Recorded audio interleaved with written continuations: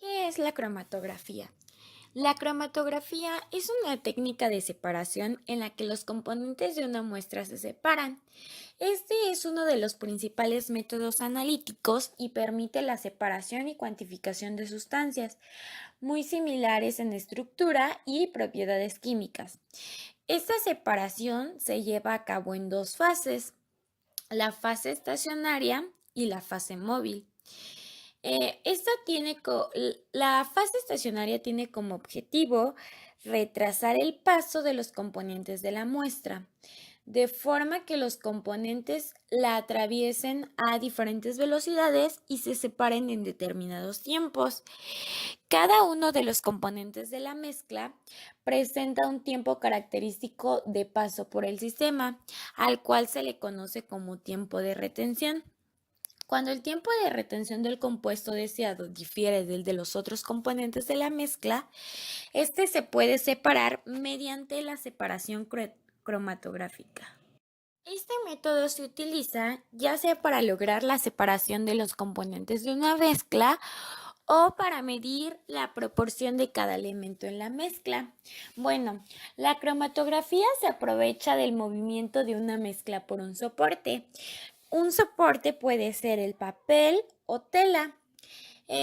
La mezcla, recordemos que está compuesta por dos o más componentes con propiedades diferentes. Bueno, los elementos de la mezcla se mueven por el soporte a diferentes velocidades separándose. Unos componentes se mueven por el soporte más fácilmente y otros se detienen. Esto hace que la mezcla se separe en bandas de diferentes componentes. Y les puse un ejemplo de los resultados de la cromatografía de cómo se separan los componentes. Como cualquier otro método, este también tiene un fundamento teórico. Bueno, las diversas técnicas para la separación de mezclas complejas se fundamentan en la diversidad de afinidades de las sustancias por un medio móvil, gas o líquido y un medio absorbente estacionario, que puede ser el papel a través del cual circulan. Las características de la cromatografía. La característica que distingue a la cromatografía de la mayoría de los métodos físicos y químicos de separación es que se ponen en contacto dos fases mutuamente invisibles, una fase estacionaria y la otra móvil. La fase móvil puede ser un gas o un líquido. Es la fase que se mueve en una dirección definida. Se empieza un proceso de separación de componentes. Mientras que la fase estacionaria puede ser un líquido o un sólido, y es la sustancia que está fija en una posición durante la cromatografía. Cuando ambas fases son líquidas, la técnica se conoce como cromatografía líquido-líquido. Si la fase estacionaria es un sólido, se trata de la cromatografía de absorción o cromatografía líquido-sólido. Cuando la fase móvil es un gas, el método se denomina cromatografía gas líquido o de gas sólido. A medida que la fase móvil pasa a través de la fase estacionaria, se va produciendo una absorción selectiva. Aquellos componentes de la fase móvil que muestren mayor afinidad de absorción con la fase estacionaria quedarán retenidos en las capas superiores de la columna, y aquellos que muestren menor afinidad se absorberán mucho más tarde. El resultado es una columna graduada o cromatograma en donde cada especie química se ha absorbido en una capa concreta. Estas capas reciben el nombre de platos. Aunque hay muchas y variadas técnicas cromatográficas, el objetivo de todas es separar las sustancias que forman una mezcla y enviarlas secuencialmente a un detector para que las determine y cuantifique.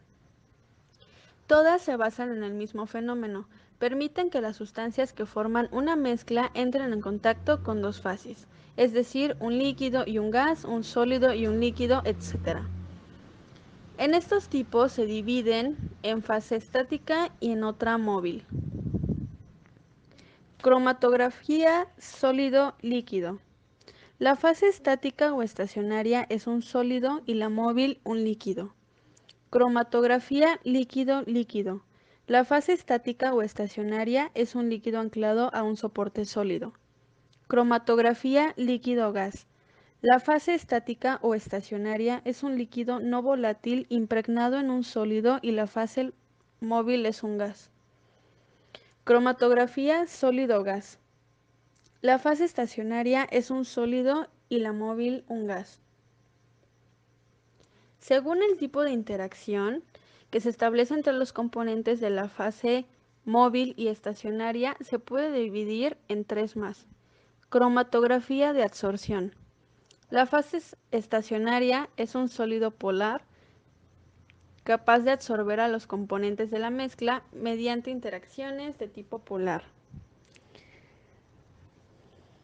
Cromatografía de partición. La separación en este tipo se basa en las diferencias de solubilidad de los componentes de la mezcla en las fases estacionaria y móvil. Y por último, cromatografía de intercambio iónico. En este es un sólido que lleva anclados grupos funcionales ionizables cuya carga se puede intercambiar por aquellos iones presentes en la fase móvil. Mediante la muestra se divide fase móvil de la fase estacionaria. Se divide en sustancias puras separadas.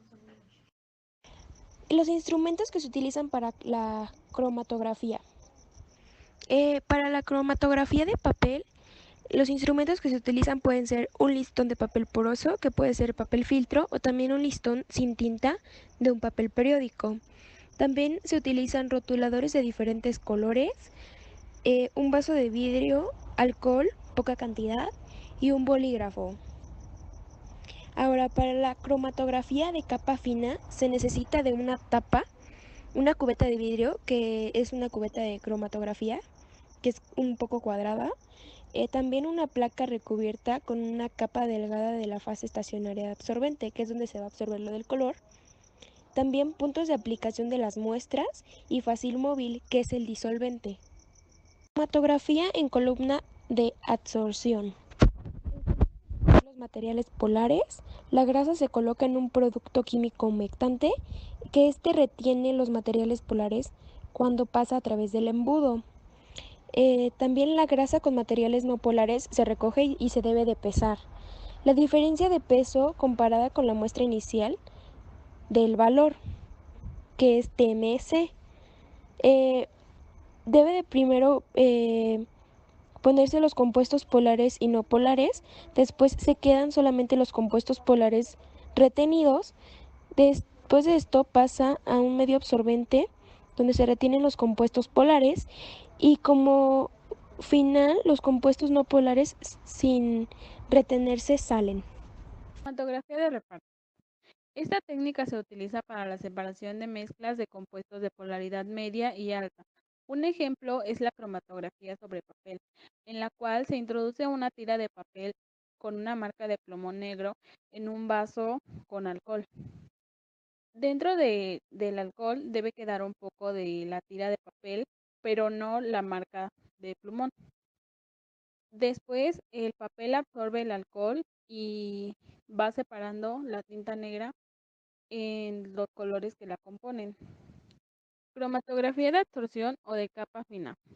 Para este tipo de cromatografía se utiliza una placa de cromatografía de capa fina, que es una lámina que puede ser de vidrio, metal o plástico, la cual está recubierta de un sólido absorbente, que generalmente se utiliza gel de silice o alúmina.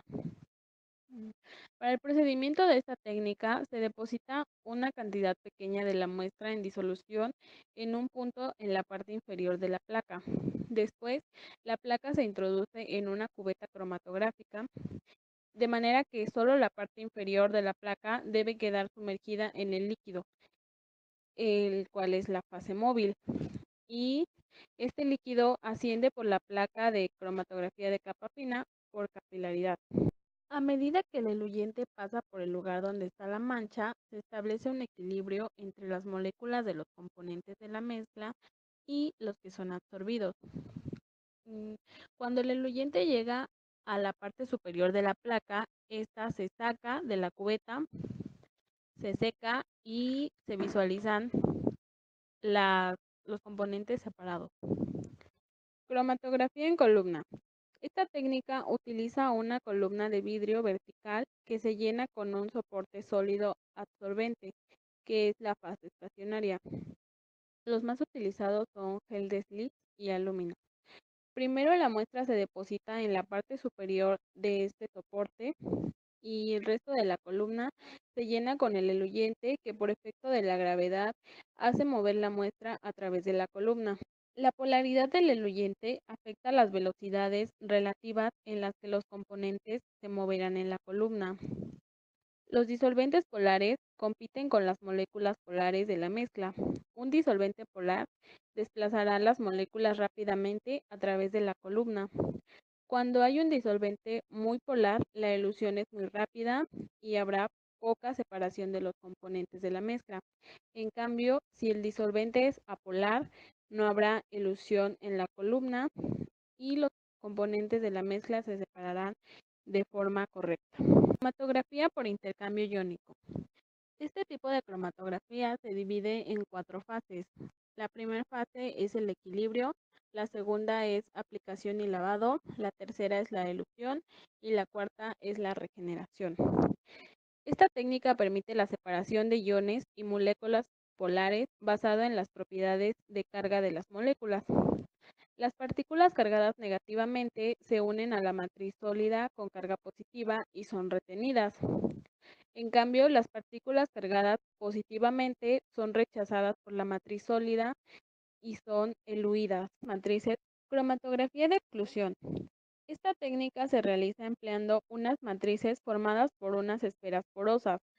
Cuando se introduce una muestra con moléculas de tamaño diferente, las de menor tamaño penetran por los poros de las esferas. En cambio, las de mayor tamaño se esparcen por la fase libre y debido a esto son las primeras en eluirse. Cromatografía de afinidad. Se usa generalmente para purificar biomoléculas tales como enzimas, anticuerpos o proteínas recombinantes. Para su procedimiento, se introduce la muestra por la columna de vidrio rellena de algún polímero o resina que se modificó agregándole un ligando que tiene afinidad con la molécula y así se atrae dicha molécula que es la que nos interesa, como puede ser una proteína.